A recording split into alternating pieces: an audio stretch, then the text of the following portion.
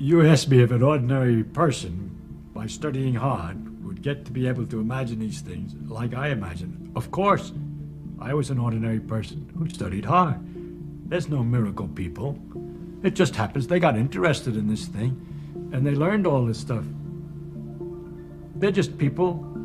There's no talent, a special miracle ability to understand quantum mechanics or a miracle ability to imagine electromagnetic fields that comes without practice and reading and learning and study. So if you say you take an ordinary person who's willing to devote a great deal of time and study and work and thinking and mathematics and time, then he's become a scientist.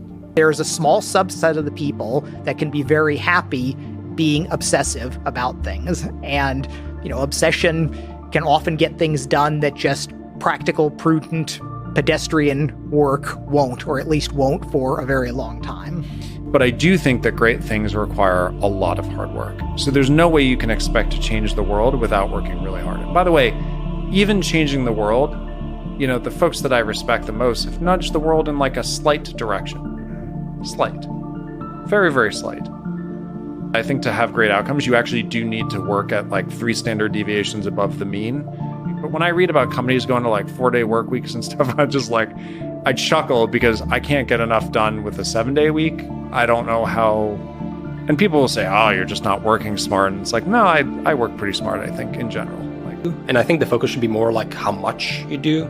So I am kind of like believer on a high level in this 10,000 hours kind of concept where you just kind of have to just pick the things where you can spend time and you care about and you're interested in. You literally have to put in 10,000 hours of work.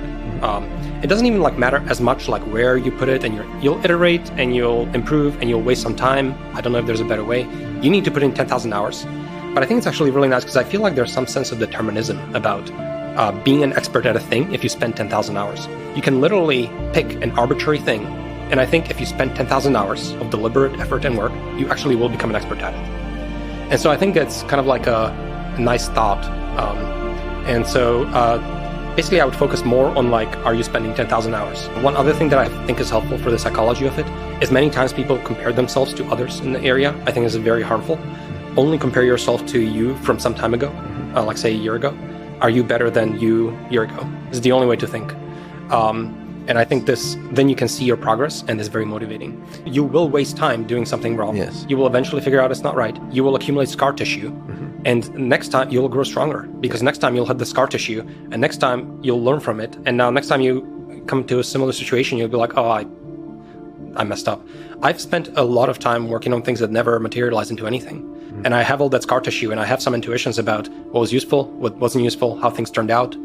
So all those mistakes were not dead work, So I just think they should just focus on working. What have you done? What have you done last week?